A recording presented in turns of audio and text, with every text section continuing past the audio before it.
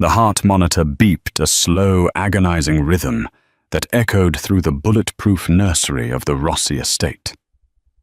Little Leo, heir to a ruthless $2 billion criminal empire, was starving to death.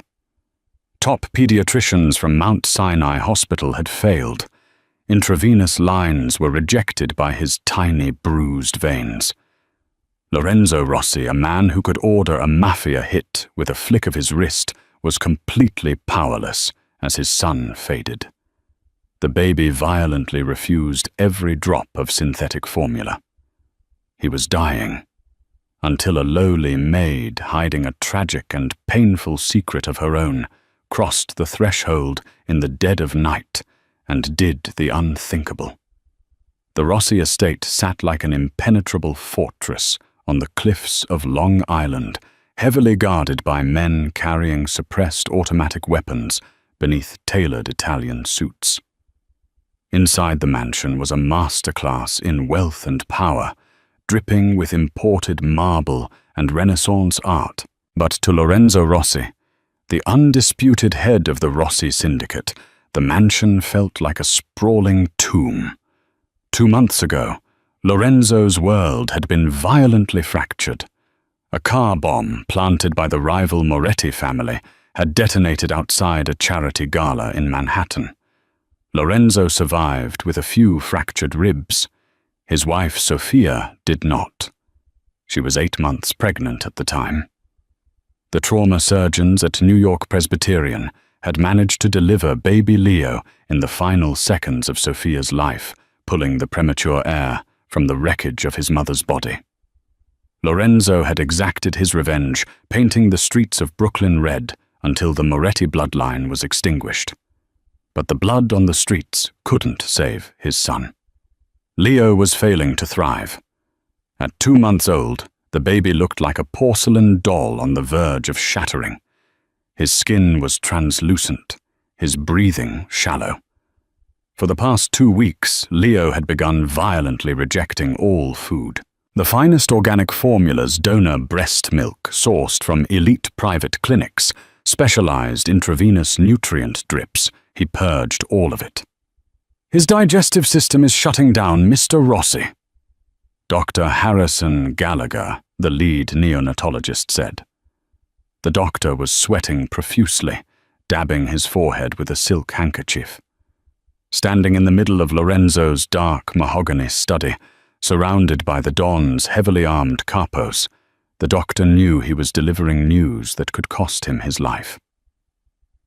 We've run every toxicology screen, every genetic panel. There is no medical explanation for the absolute rejection of the nutrients. His body is simply giving up. Lorenzo, standing by the floor-to-ceiling window overlooking the Atlantic, crushed the crystal whiskey glass in his hand. The sharp shards sliced into his palm, but he didn't flinch. Blood dripped onto the Persian rug. "You are telling me," Lorenzo said, his voice a low, terrifying rasp, "that I can buy half the judges in New York State. But I cannot buy a single ounce of fat for my son's bones. I'm sorry, Don Lorenzo. We have maybe 48 hours before his organs begin to fail completely." Downstairs, completely oblivious to the mafia politics and the impending tragedy, was Hunter Higgins. Hunter was 24, hollow-eyed, and moving through the mansion's massive corridors like a ghost. She wore the standard black-and-white uniform of the estate's cleaning staff, scrubbing the baseboards of the East Wing until her knuckles bled. Hunter was a woman running from her own private hell.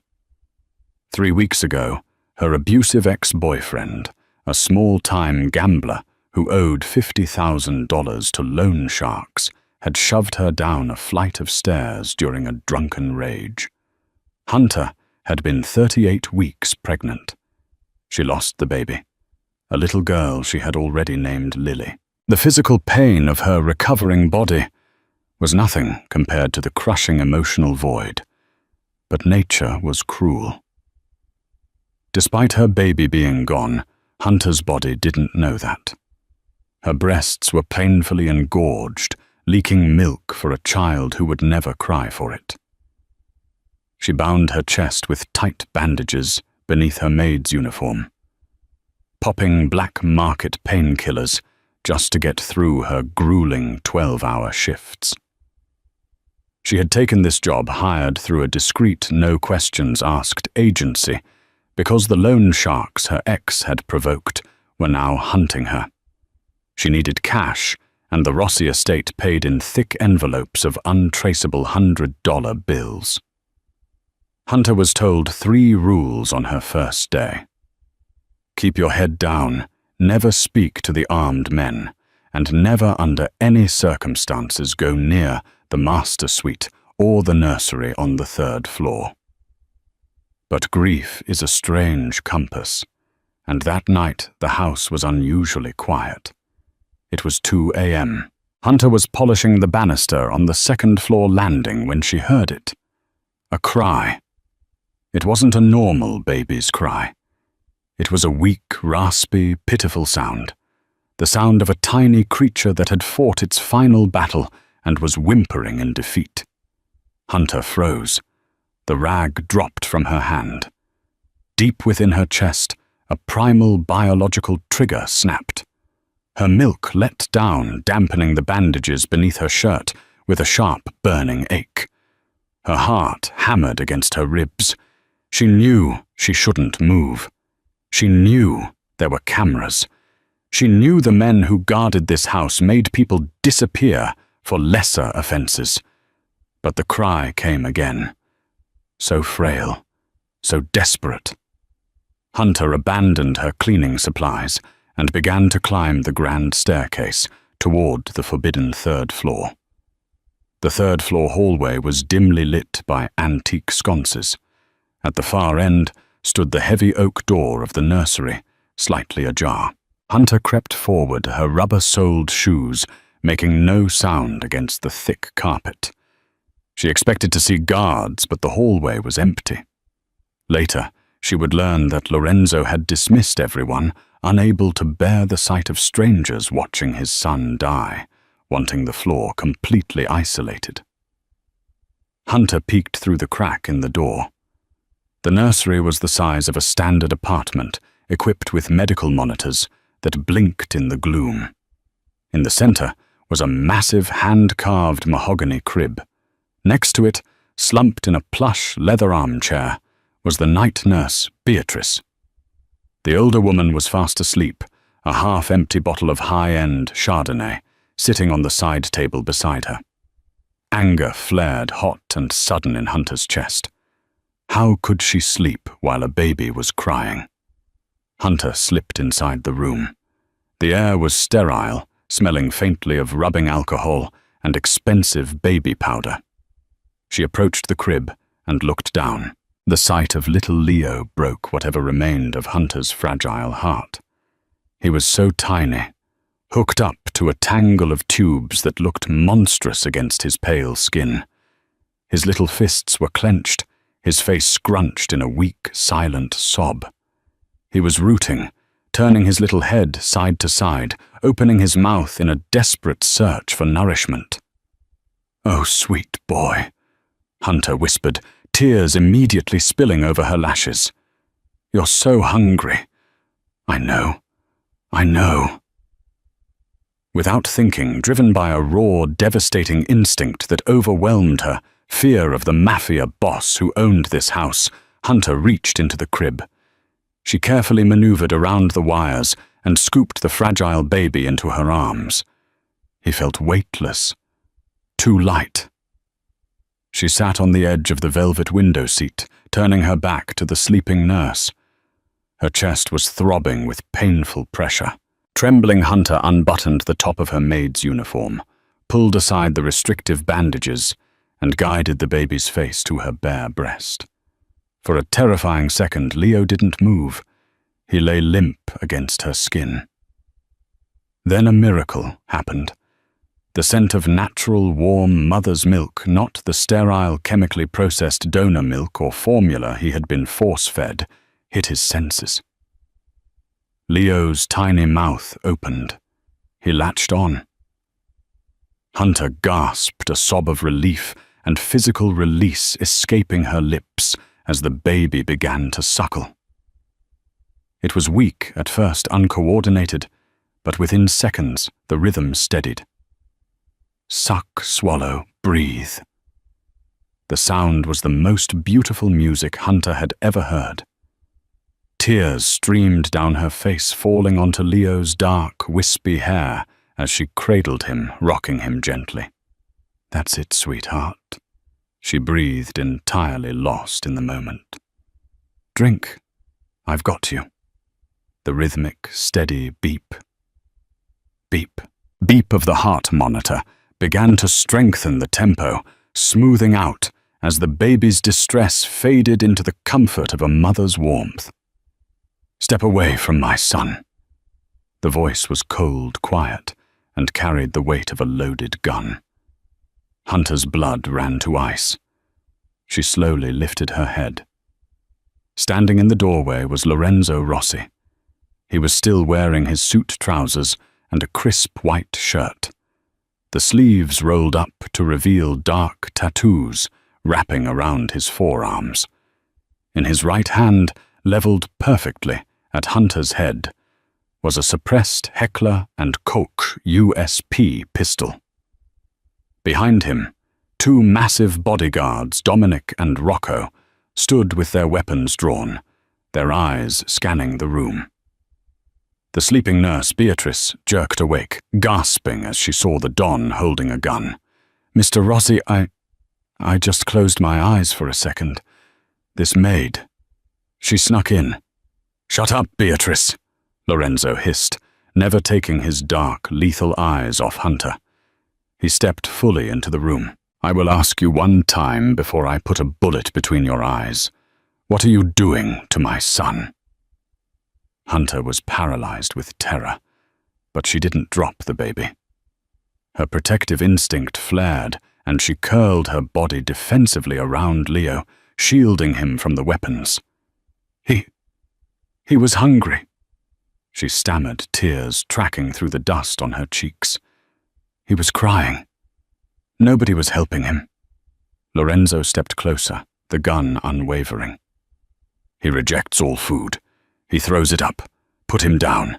Now." "Look at him," Hunter sobbed, her voice cracking. She tilted her body just enough for Lorenzo to see. Lorenzo's breath hitched. He froze. Leo wasn't choking. He wasn't gagging or turning blue, as he had with every bottle for the last 2 weeks. The baby's eyes were closed in peaceful bliss, his tiny jaw working rhythmically as he drank deeply. For the first time in his short, tragic life, a faint flush of pink was creeping into his pale cheeks. The heavy silence in the room was broken only by the soft, wet sounds of the baby swallowing. Lorenzo slowly lowered his weapon. His hands, which had strangled men to death without a tremor, were shaking. He looked from his son to the terrified, tear-streaked face of the young Maid. "Rocco," Lorenzo said softly, his voice thick with an emotion he hadn't felt since his wife died. "Get Beatrice out of my sight. If I ever see her in this state again, she goes in the river." "Yes, boss," Rocco grunted, hauling the screaming nurse out of the room by her collar. Lorenzo walked slowly toward Hunter, who pressed herself back against the window pane, clutching the feeding baby. He stopped just inches from her. He looked down at the child, watching the steady rise and fall of Leo's chest.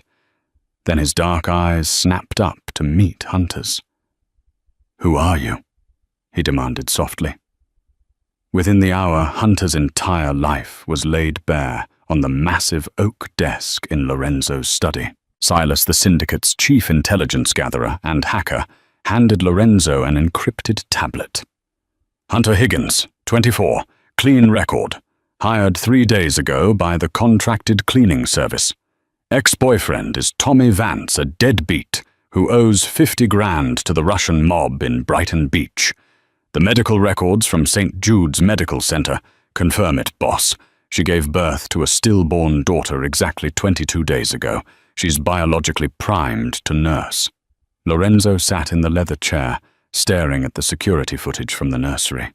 He watched the replay of Hunter holding his son, the way she instinctively shielded Leo with her own body when the guns were drawn. A civilian, a nobody. Yet she had done what millions of dollars in medical science could not. "Pay off her ex's debt to the Russians," Lorenzo commanded, without looking up from the screen. "Then have Dante pay him a visit, break both his legs, and tell him if he ever says her name again, I'll take his hands. Erase her apartment lease. Have her belongings brought here." Silas nodded. "Understood. And the girl, she doesn't leave this property. Ever." Back in the nursery, Hunter was utterly bewildered. An hour ago, she was a scrub maid facing eviction and mob violence. Now she was sitting in a velvet rocking chair, wrapped in a plush silk robe that one of the maids had hurriedly brought her. Little Leo was fast asleep against her chest, full and content for the first time in his life. The door opened, and Lorenzo walked in. He moved with the quiet, predatory grace of a man who owned everything he surveyed. He dismissed the two guards at the door with a nod and closed it behind him.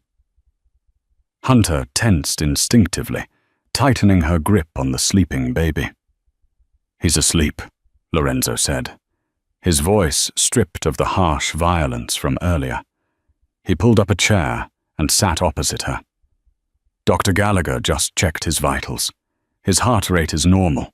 His oxygen levels are up. He kept the milk down. He just needed a mother's touch," Hunter whispered, looking down at the boy. "Formula and plastic bottles. Sometimes babies who have been through trauma just need the warmth, the skin to skin." Lorenzo stared at her intensely. "You lost a child?" Hunter flinched, the fresh wound of her grief torn open. "Yes." "I am sorry for your loss," Lorenzo said, and to Hunter's surprise, he sounded entirely genuine. The ruthless Mafia Don had shadows under his eyes that mirrored her own. "My wife was taken from me. They tried to take my son. I will not allow that to happen. You saved his life tonight, Hunter. For that you have my gratitude, and you have my protection." "Protection?" Hunter asked, her voice trembling. "Your debts are cleared. The men looking for you will never bother you again. You no longer clean this house. You are Leo's wet nurse. You will have the suite adjoining this nursery. You will have a salary of $20,000 a week. You want for nothing. But in exchange, you belong to the Rossi family now. You do not leave this estate without my armed escort. You dedicate every breath you have to keeping my son alive. Do we have a deal?" It wasn't a question. It was a mandate. Hunter looked at the sleeping baby. She had nothing left in the world. No family, no home, no baby of her own. This little boy needed her, and in a strange, twisted way, she needed him just as much to heal her shattered heart. "Yes," Hunter whispered. For the next week, Hunter's life transformed. She lived in a sprawling, luxurious suite. She ate meals prepared by a private chef designed specifically to boost her milk supply. And Leo flourished. Under Hunter's constant care and feeding, the baby gained weight. The bluish tint to his skin turned into a healthy, rosy glow. He began to open his dark eyes more frequently, locking onto Hunter's face with intense focus. Lorenzo visited the nursery every evening. The terrifying Don would sit quietly in the armchair, watching Hunter feed and rock his son. They rarely spoke, but a strange, unspoken bond was forming between the grieving mafioso and the broken woman who had brought life back into his home. But Hunter was highly observant. Surviving an abusive relationship had taught her to read the subtle shifts in a room. And, Something in the Rossi household was deeply wrong. It started with Camilla Romano Sofia's younger sister. Camilla visited the estate under the guise of an aunt, checking on her ailing nephew. Camilla was stunning, dressed in head-to-toe Prada, dripping in diamonds.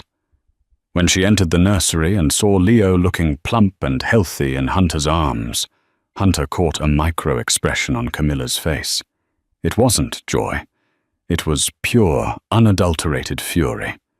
Camilla quickly masked it with a saccharine smile. "Oh, my sweet nephew. It's a miracle. And you." Camilla looked Hunter up and down with barely concealed disgust. The hero Maid. How rustic. Hunter kept her head down, but her instincts screamed. The suspicion turned into terrifying reality 2 nights later. Hunter was in the adjoining kitchen of the nursery suite, preparing a cup of lactation tea. The estate was asleep. The new night nurse, a young woman named Sarah, had stepped out to use the restroom. Hunter noticed a row of sealed, specialized glass bottles of the organic formula that Leo had previously been rejecting. Lorenzo had ordered them kept in the medical fridge, just in case Hunter's supply ever failed. Hunter opened the fridge. One of the tamper-evident seals on a brand-new bottle of formula was slightly lifted. Frowning, Hunter pulled the bottle out.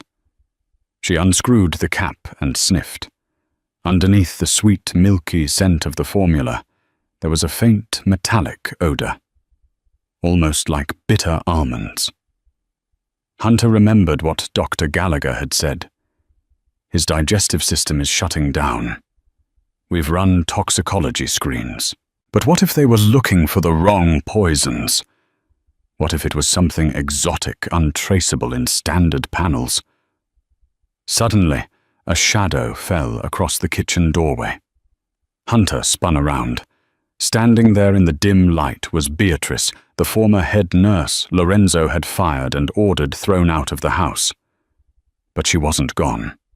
She was holding a silenced pistol, and it was pointed directly at Hunter's chest.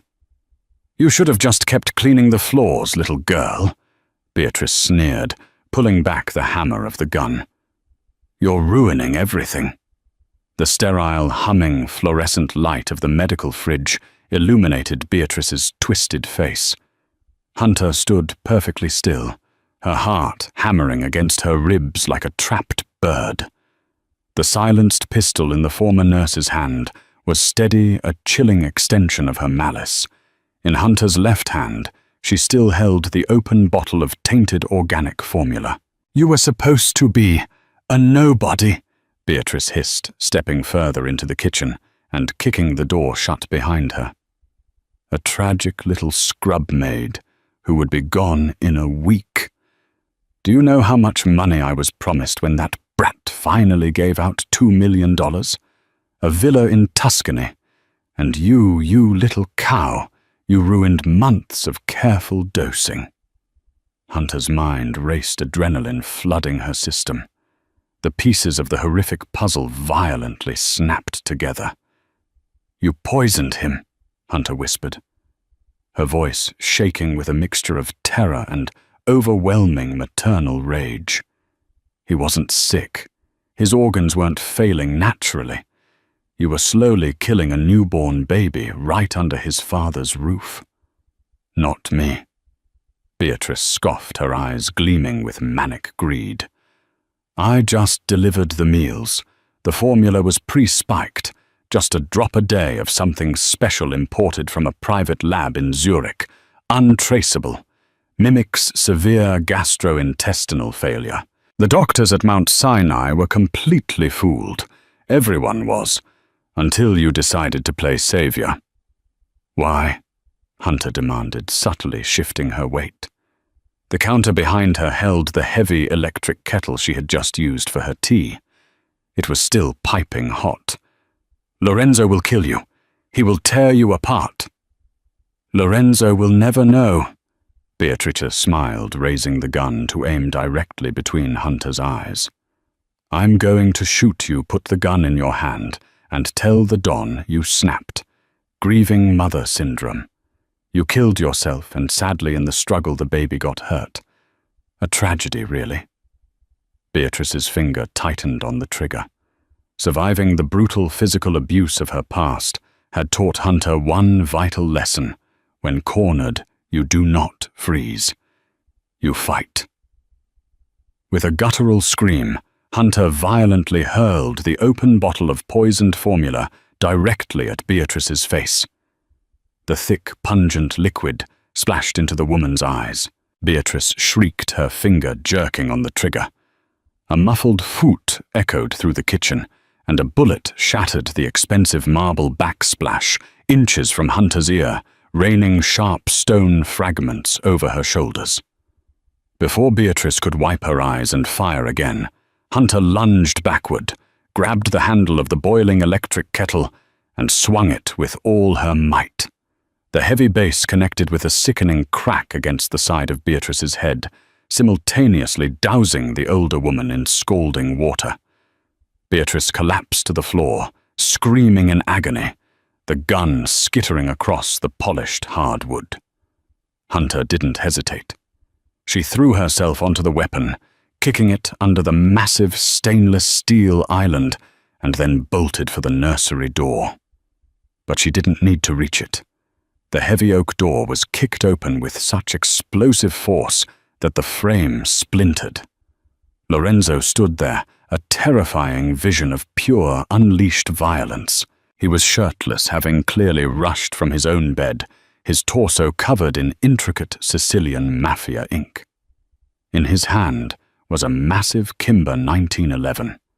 Behind him, Dominic and Rocco poured into the room, assault rifles raised. Lorenzo's eyes locked onto Hunter, who was trembling, covered in marble dust, and spilled milk, gasping for breath. Then his lethal gaze dropped to Beatrice, who was writhing and sobbing on the kitchen floor. "Secure the perimeter!" Lorenzo roared, his voice shaking the crystal chandeliers. "Dominic, check my son. The boy is safe, boss." Dominic called out a second later from the nursery. "Fast asleep." Lorenzo holstered his weapon and crossed the room in 3 long strides, grabbing Beatrice by the throat and lifting her off the ground as if she weighed nothing. His face was a mask of absolute chilling fury. "You have exactly 5 seconds to explain why you are in my son's suite with a weapon, or I will peel the skin from your bones. She poisoned him, she poisoned." Hunter cried out, her knees finally giving way. She slid down the kitchen cabinets to the floor, sobbing uncontrollably. "Lorenzo." She poisoned the formula. That's why Leo was dying. He wasn't sick. He was being murdered. Lorenzo froze. The temperature in the room seemed to drop below freezing. He slowly turned his head to look at Hunter, processing her words, before turning his dead, hollow eyes back to the gasping nurse in his grip. "Is it true?" Lorenzo asked. It wasn't a yell. It was a whisper, which was infinitely more terrifying. I... Beatrice choked, her face turning purple. Lorenzo slammed her against the refrigerator, denting the stainless steel. "Who gave the order? Please," she begged, tears streaming down her scalded face. "She'll kill my family. She promised me." "I don't care about your family," Lorenzo said, his thumb pressing into her windpipe. "Give me a name, Beatrice, or you won't live to see the sun rise over the Atlantic." "Camilla," Beatrice shrieked, thrashing in his grip. "It was Camilla Romano." "Your sister-in-law." Silence fell over the kitchen, broken only by Hunter's ragged breathing. Lorenzo closed his eyes for a fraction of a second, the ultimate betrayal registering on his hardened features. Sophia's own sister, the woman who had stood crying at the funeral. Lorenzo dropped Beatrice. She crumpled to the floor, gasping for air. "Rocco!" Lorenzo commanded, his voice devoid of all human emotion. "Take her to the soundproof basement. Call the cleanup crew. I want every single bottle, every drop of formula in this house boxed up as evidence for Silas. Nobody sleeps tonight." "Yes, Don Lorenzo," as the guards dragged the sobbing nurse away. Lorenzo turned his attention back to Hunter. The Mafia kingpin knelt on the floor beside her. He reached out his large, calloused hands, gently brushing the marble dust from her hair. He noticed the slight cut on her cheek, where a stone fragment had grazed her. "You fought her," Lorenzo murmured, his dark eyes tracing her face with a mixture of awe and profound respect. "She was going to hurt Leo," Hunter whispered fiercely, wrapping her arms around her own chest. "I couldn't let her. I won't let anyone hurt him." Lorenzo's expression softened, a crack forming in the impenetrable armor he wore for the world. He reached forward and, to Hunter's shock, pulled her into his chest. He held her tightly, burying his face in her hair. She smelled like milk, honey, and gunpowder. "You saved him again," Lorenzo swore into the darkness of the kitchen. "I vow on my life, Hunter, you will never have to fight for your life in my house again." By 6 a.m. the next morning, the Rossi estate was empty. Lorenzo wasn't taking any chances. If Camilla Romano had infiltrated his inner circle, once she could do it again. The sprawling Long Island mansion was a fortress, but a compromised one. Under the cover of darkness, in a convoy of armored black Cadillac Escalades, Lorenzo moved his most precious assets to a location known only to 3 people in the world. It was a $40 million off-the-books penthouse in the heart of Tribeca. Occupying the entire top floor of a high-rise, it featured biometric locks, bulletproof floor-to-ceiling windows, a private medical bay, and a dedicated elevator requiring retinal scans. Hunter stood by the massive windows, holding little Leo. The morning sun was rising over the New York City skyline, casting a golden glow over the sleeping infant. He had just finished a full feeding and was nestled heavily against her chest, swaddled in a cashmere blanket. Hunter felt a profound, overwhelming love for this child. He had filled the gaping, bleeding hole in her heart, left by her daughter. "The view is better here," a deep voice rumbled behind her. Hunter turned. Lorenzo was standing in the doorway of the living room. The exhaustion of the past 24 hours was etched deeply into the lines around his eyes, and his jaw was covered in dark stubble. He poured himself a measure of scotch from a crystal decanter, despite the early hour. "It's beautiful," Hunter agreed softly. "Is he safe here, Lorenzo?" "He is untouchable here," Lorenzo replied, walking over to join her at the window. He looked down at his son, gently trailing a thick finger over the baby's plump cheek. "Silas analyzed the formula you threw. It was laced with ricin and a synthetic cardiac depressant. It was designed to mimic sudden infant death syndrome eventually. Camilla wanted the heir gone." "But why?"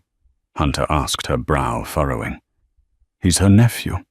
He's her sister's blood." "Money and power, Hunter. It's the only language the 5 families speak," Lorenzo said bitterly, taking a sip of the amber liquid. "When Sophia died, her family's syndicate, the Romanos, was supposed to merge fully with mine under Leo's name. If Leo dies, the Romano assets revert entirely to Camilla. Furthermore, I believe she wants to force a marriage between us to consolidate power. She thinks if I am grieving and vulnerable, I will turn to her." Hunter felt a sharp stab of an unfamiliar emotion in her chest. Jealousy. The thought of that perfectly manicured, venomous woman touching Lorenzo made Hunter's blood run hot. She instinctively pulled Leo a fraction closer. Lorenzo noticed the protective gesture. A faint, genuine smile touched his lips. "You don't have to worry, mia cara. Camilla Romano will never set foot near you or my son again. But I cannot simply execute her. If I kill the head of the Romano family without ironclad proof presented to the Commission, it will start a mafia war that will burn New York to the ground. I need her to confess. I need to draw her out. How? By letting her think she won. Over the next 3 days, the penthouse became an isolated sanctuary. Lorenzo rarely left running his massive criminal empire from a bank of encrypted servers in the den. For Hunter, it was a strange, suspended reality. She was a captive, yet she had never felt safer or more cherished. Lorenzo treated her not as an employee, but as an equal. He ordered the finest clothes delivered from Bergdorf Goodman for her soft silk loungewear, tailored dresses, cashmere sweaters. He ate dinner with her every night, asking about her life before the trauma, listening intently to her stories about her childhood in upstate New York. The physical proximity was intoxicating. Whenever Hunter fed Leo in the evenings, Lorenzo would sit close by. He watched her with a hungry, reverent intensity that made Hunter's skin flush and her breath catch. The boundaries between Mafia Don and wet nurse, between protector and protected, were blurring into something deep, powerful, and deeply romantic. On the 4th night, Lorenzo put his plan into motion. He sat at the dining table, a burner phone in his hand. Hunter sat across from him, bouncing a cooing Leo on her knee. "I am going to make the call," Lorenzo said, his eyes meeting Hunter's. "Are you ready?" Hunter nodded, her jaw set. "Do it." Lorenzo dialed Camilla's private number. He put the phone on speaker and set it on the table. He took a deep breath, instantly transforming his posture and voice. Gone was the strong, steady protector. In his place was a broken, grieving father. "Lorenzo." Camilla's voice purred through the speaker, dripping with false sympathy. "Darling, I've been trying to reach you for days. Rumors are flying. Is everything all right at the estate?" "Camilla," Lorenzo rasped, forcing his voice to crack. It's Leo." There was a sharp intake of breath on the other end. "Oh God. Lorenzo, no." "What happened?" He took a turn for the worse. Lorenzo lied smoothly, clutching the edge of the table. "The new nurse, that Maid. She was incompetent. She dropped him. He's in the private ICU at New York Presbyterian. They don't think he's going to make it through the night. His heart is failing." Hunter watched, mesmerized by Lorenzo's terrifying ability to manipulate. "I am so sorry, Lorenzo," Camilla said. Hunter could practically hear the triumphant smirk in the woman's voice. "I am coming to the hospital right now. You shouldn't be alone." "No," Lorenzo said quickly. "I can't bear the hospital. I left him with the doctors. I'm at the old safe house, the one by the docks in Brooklyn. I just need you, Camilla. You're the only family I have left." "I'll be right there, my love," Camilla whispered. "Don't move." The line clicked dead. Lorenzo's expression instantly turned to stone. He stood up, checking the magazine of his pistol. "She took the bait," Lorenzo said, his voice lethal. "She's going to the Brooklyn warehouse to comfort the grieving widower. Silas and Dominic are waiting with the recording equipment. When she gloats, we have her." Hunter stood up, holding Leo tight. "Be careful, Lorenzo. Please." Lorenzo crossed the room, stepping into Hunter's personal space. He reached out, cupping the back of her neck with a warm, heavy hand. His thumb gently stroked her jawline. "I will always come back to you," Lorenzo murmured, his gaze dropping to her lips. Slowly, deliberately, he leaned down and pressed a soft, lingering kiss to her forehead, then to the crown of Leo's head. Lock the doors. Do not open them for anyone but me." As the private elevator doors closed behind Lorenzo, Hunter felt a deep chill settle over the penthouse. She walked over to the security monitors, watching the cameras that monitored the street below. 20 minutes passed. Suddenly, Hunter's phone buzzed on the counter. It was an encrypted text from a number she didn't recognize. "Did you really think I was stupid enough to go to Brooklyn? Little bird, I tracked Lorenzo's burner phone. I know exactly where you are." Before Hunter could scream, the lights in the penthouse completely cut out. The heavy blast doors of the private elevator began to grind open in the darkness. The heavy steel-reinforced doors of the private elevator ground open with a metallic screech that echoed through the pitch-black Tribeca penthouse. Hunter stood frozen in the center of the massive living room. The panoramic views of the New York skyline, usually breathtaking now, only provided faint ambient light from the city below. The penthouse's main power grid had been completely severed. A second later, the emergency backup generators kicked in, bathing the corridors in a low, eerie red LED glow. Hunter clutched little Leo tightly to her chest. The baby, sensing the sudden shift in his protector's heart rate, began to whimper. "Shh, sweet boy," Hunter breathed frantically, pressing her lips to his warm forehead. She covered his small ear with her hand, praying he wouldn't cry. From the darkness of the foyer, the distinct rhythmic click-clack of high heels on the imported Brazilian hardwood floor broke the silence.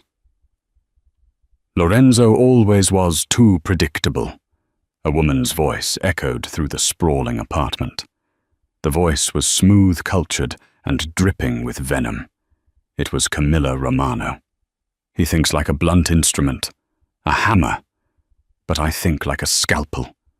Did he honestly believe I wouldn't recognize a trap I paid a rogue, ex-Mossad contractor $3 million to plant Pegasus spyware on his private servers last month? I haven't just been tracking his burner phone, little bird. I've been watching you through the security cameras for 3 days. Hunter's blood ran cold. The realization hit her like a physical blow. Camilla had watched her bond with Leo. She had watched Lorenzo kiss her forehead. This wasn't just about mafia politics anymore. It was deeply, violently personal. Hunter knew she couldn't outrun Camilla's men in the open, and she certainly couldn't fight armed mafia hitmen with a baby in her arms. She needed a weapon, and she needed a stronghold. She turned and sprinted silently on her bare feet down the long red-lit corridor toward the medical bay. It was the most fortified room in the penthouse, aside from the panic room, which Hunter didn't have the biometric clearance to open. "Where are you hiding, little milkmaid?" Camilla taunted, her voice drifting closer. The heavy scent of her Tom Ford black orchid perfume began to snake through the stale air of the penthouse. "You can't protect him. He was a mistake. A premature, weak little complication that stands between me and a $2 billion empire." Hunter slipped inside the medical bay and eased the heavy door shut, locking the deadbolt. Her hands were shaking violently. She laid the swaddled, fussing baby into the padded medical bassinet. "Stay quiet, my brave boy. Just for a minute." Hunter whispered, tears welling in her eyes. She frantically searched the stainless steel counters. There were no guns in here. Lorenzo kept his armory in the master suite. But this was a fully equipped trauma room designed to patch up gunshot wounds off the books. Hunter ripped open a sterilized drawer and pulled out a surgical scalpel.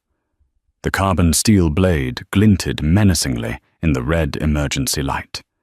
She also grabbed a heavy, solid steel portable defibrillator unit. Outside the door, the footsteps stopped. Do you know how pathetic you are?" Camilla's voice was muffled through the thick wood, but it was right outside. "A scrub maid playing house with the Don of the Rossi Syndicate. He doesn't love you. He's using you as a biological pacifier for his dying brat. The moment that baby is weaned, you'll be thrown back into the gutter where you belong." Hunter's grip on the scalpel tightened until her knuckles turned white. The psychological warfare was meant to break her, but Camilla severely underestimated the sheer terrifying power of a mother's grief and love. Hunter had already lost one child to a violent monster. She would absolutely not lose another. Boom! A suppressed gunshot shattered the lock on the medical bay door. Wood splinters flew across the room. The door was kicked open with brutal force. Camilla stood in the doorway, silhouetted by the red emergency lights. She was dressed in a pristine white trench coat, holding a customized gold-plated Glock 19. Two massive, heavily armed enforcers stood behind her in the hall. Camilla stepped into the room, her cold eyes scanning the shadows until they locked onto the bassinet. She smiled, a terrifying, predatory stretching of her red lips.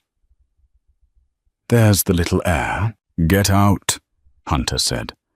She stepped out from the shadows beside the door, placing her body directly between Camilla and the bassinet. She held the scalpel outward in a defensive stance, her eyes burning with a fierce, untamed fury. Camilla laughed softly, genuinely amused. "You brought a tiny knife to a gunfight, Hunter. How quaint." She raised the Glock, pointing it directly at Hunter's chest. "Kill the maid," Camilla ordered her men without looking back. "I want to handle the baby myself. A pillow over the face will leave no marks. A tragic crib death." One of the enforcers stepped forward, reaching out a massive hand to grab Hunter by the throat. Hunter didn't flinch.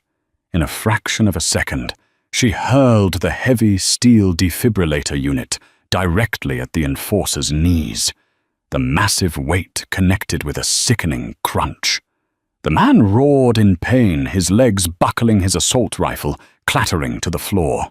Before the second enforcer could react, Hunter lunged forward with terrifying speed, driving the surgical scalpel deep into the wrist of Camilla's gun hand. Camilla shrieked a piercing sound of absolute agony. The gold-plated Glock dropped from her fingers, clattering across the sterile tiles. Blood bloomed instantly across her pristine white sleeve. "You bitch!" Camilla screamed, stumbling backward and clutching her arm. "Shoot her! Shoot her, now!" The second enforcer raised his weapon, leveling the barrel at Hunter's head. Hunter stood her ground in front of Leo's bassinet, bracing herself for the impact, throwing her arms wide to shield the child behind her. She squeezed her eyes shut. "I love you, Leo." But the gunshot that echoed through the room didn't come from the enforcer. It came from the hallway. The enforcer's chest exploded outward in a spray of crimson, and he collapsed dead onto the floor. Hunter gasped, her eyes flying open. Standing at the end of the red-lit corridor, looking like a god of war bathed in blood and shadows, was Lorenzo Rossi. The deafening roar of the gunshot in the enclosed red-lit corridor was absolute. It shattered the tense silence of the medical bay, leaving a high-pitched ringing in Hunter's ears. Time seemed to fracture, slowing down to an agonizing crawl. The massive enforcer, who had been a fraction of a second away from pulling the trigger on Hunter, did not even have the chance to gasp. His chest exploded outward in a horrific spray of crimson, the kinetic force of the heavy caliber round lifting his body entirely off the imported Brazilian hardwood floor. He collapsed backward, a dead weight, his assault rifle clattering uselessly against the baseboards.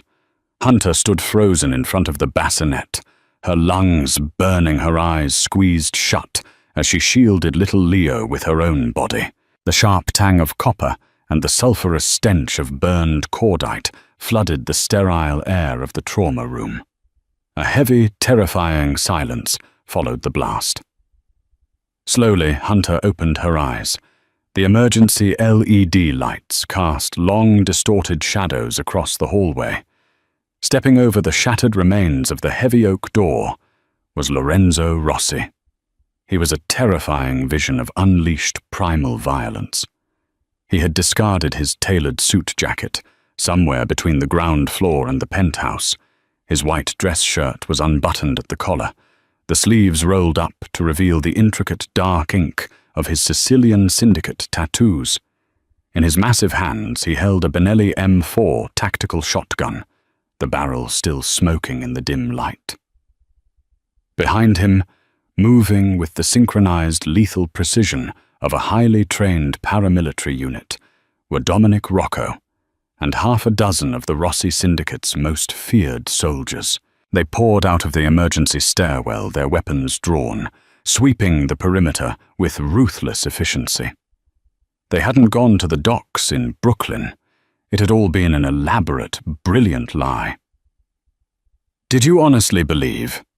Lorenzo's voice boomed through the shattered doorway, a terrifying, resonant baritone that seemed to vibrate the very foundation of the high-rise, that I would not know when a rat chewed on the wires of my own house, Camilla Romano, pale as a ghost, and clutching her profusely bleeding wrist where Hunter had buried the scalpel, backed away.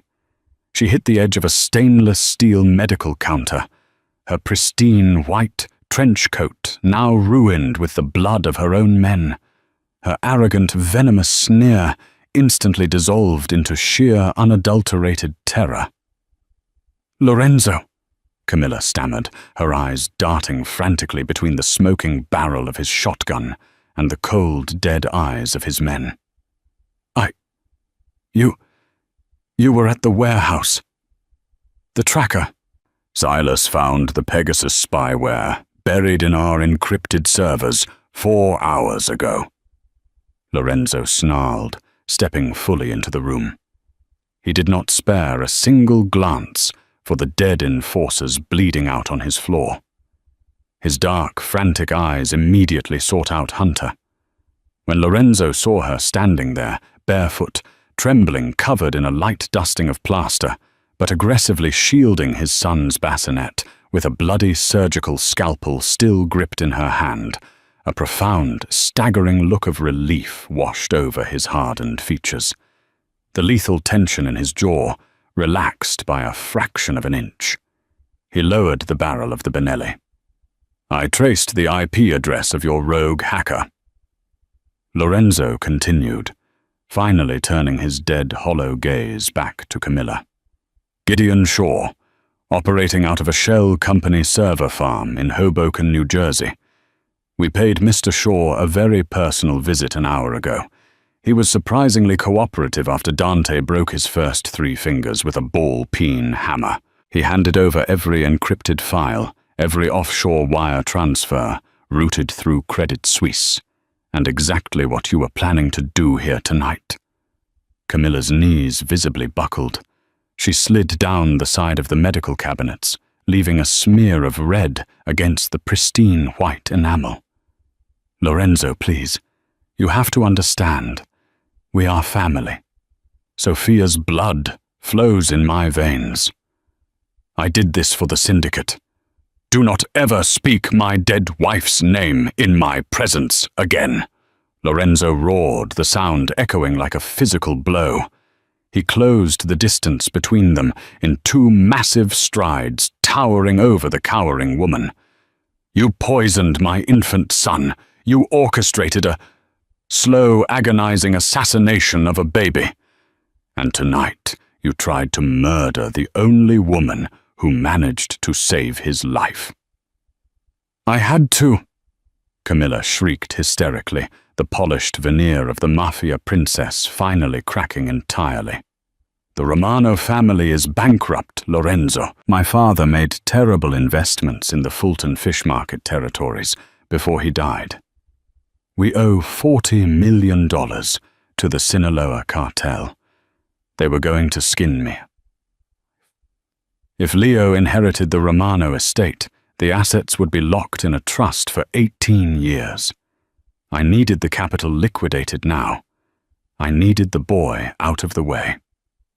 Hunter listened from the shadows of the bassinet, her stomach turning. It was never about power or some grand mafia vision. It was about greed. Pure, pathetic greed and terrible debts. A tiny, innocent baby was suffering organ failure simply because his aunt needed to pay off a cartel. Your debts are your own grave, Camilla, Lorenzo said, his voice dropping to a terrifying, deadly whisper. You are a cancer, and tonight I am cutting you out.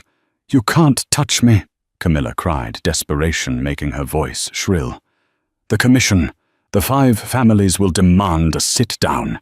You cannot execute a Romano boss without a trial and ironclad proof. The Lucchese and Genovese families will declare open war on the Rossi syndicate if you kill me here.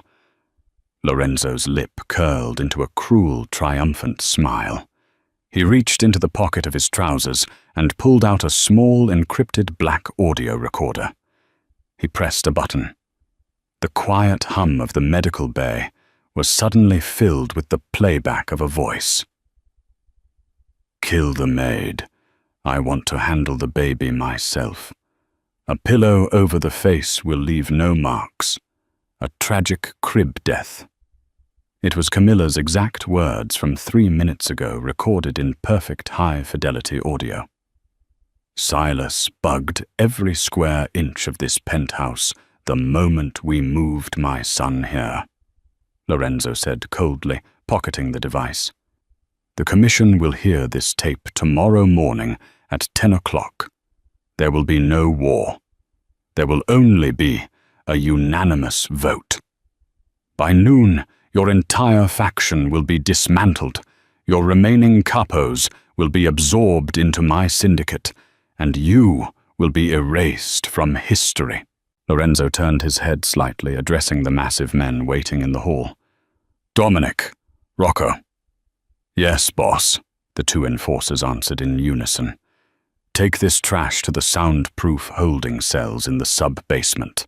Have Dr. Aris patch up her wrist. I want her fully conscious, fully aware, and feeling every ounce of her failure when I present her to the commission tomorrow.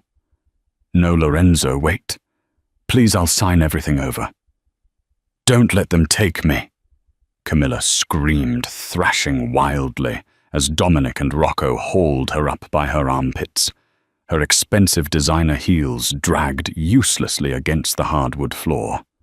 Her desperate, sobbing screams faded into the distance as the heavy emergency stairwell doors slammed shut, plunging the hallway back into an eerie silence. The siege was over. Lorenzo stood in the center of the room for a long moment, his broad chest heaving as the adrenaline slowly began to recede. He unchambered the shotgun, flicked the safety on, and laid the heavy weapon down on a stainless steel medical tray. Then he turned to Hunter. The terrifying, untouchable Don of the Rossi Empire vanished. In his place was just a man, a father, who had come inches away from losing his entire world for the second time. Hunter was trembling uncontrollably now. The shock was setting in her knees, feeling like water. The bloody scalpel slipped from her numb fingers, clattering loudly against the tiled floor. In 3 long strides, Lorenzo crossed the room. He didn't speak. He simply reached out and pulled Hunter into a crushing, desperate embrace. He buried his face in the crook of her neck, breathing in the scent of her, a mix of milk fear and sheer survival. His massive, calloused hands spanned her back, holding her so tightly it was as if she were the only thing tethering him to the earth. I've got you," Lorenzo whispered hoarsely, the words vibrating against her skin. "It's over, Mia cara. You're safe. My son is safe." Hunter collapsed against his solid chest, her hands fisting in the fabric of his shirt as the tears finally broke free. "She was going to kill him, Lorenzo. She was going to mother him right in front of me." "But she didn't," Lorenzo said fiercely. He pulled back just enough to frame Hunter's tear-streaked face with his large hands. His thumbs gently wiped away the plaster dust and tears from her cheeks. His dark eyes were filled with an emotion so deep, so raw and unprotected, it made Hunter's breath catch in her throat. "Because you fought for him. You fought for us, Hunter. You brought light back into a dead house." Lorenzo leaned down. He didn't ask for permission, and Hunter didn't want him to. He pressed his lips to hers in a kiss that was possessive, deeply passionate, and filled with a burning, undeniable devotion. It was a claim. Hunter melted into the heat of it, wrapping her arms around his thick neck, anchoring herself to the powerful king who had sworn to protect her from the darkness of the world. The kiss tasted of salt and absolute salvation. A sudden demanding wail broke the silence. They parted slowly, both of them breathless, resting their foreheads together. A soft, genuine smile broke through the heavy tension on Lorenzo's face. Hunter turned and reached into the bassinet, lifting the crying, kicking baby into her arms. Leo was rooting blindly against her chest, hungry, angry at the noise, and entirely oblivious to the fact that an empire had just been dismantled and saved in his name. "Someone," Hunter whispered, wiping a lingering tear from her eye as she cradled the boy, "is very aggressively demanding his late-night feeding."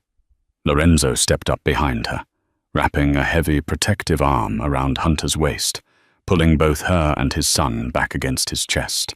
He looked out into the hallway, where his remaining soldiers stood at attention, waiting for orders. "Salvatore!" Lorenzo called out to his lieutenant. "Get a cleanup crew up here immediately and inform the men." Lorenzo's voice hardened, projecting absolute authority. "From this night forward, Hunter is not staff. She is family. Her word is my word.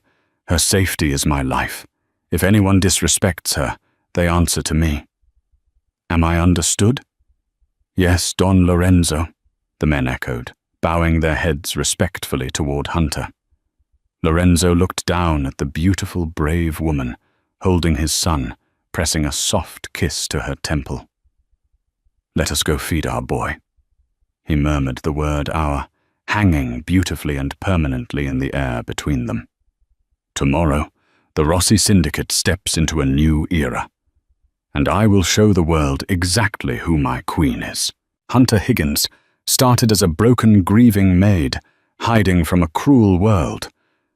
But through an extraordinary act of maternal love, she became the fierce protector of a mafia heir and the undeniable queen of the Rossi Empire.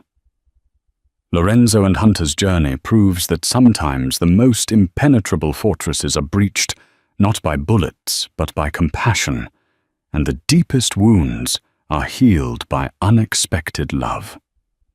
Little Leo grew up strong, healthy, and fiercely protected by the mother who chose him in the dark. If this dramatic tale of mafia betrayal, high-stakes suspense, and the incredible healing power of a mother's love kept you on the edge of your seat, we want to hear from you. Please like this video, share it with your friends who love a thrilling romance, and hit that subscribe button for more intense, real-life-inspired storytelling. Drop a comment below. What would you have done in Hunter's shoes? See you in the next story.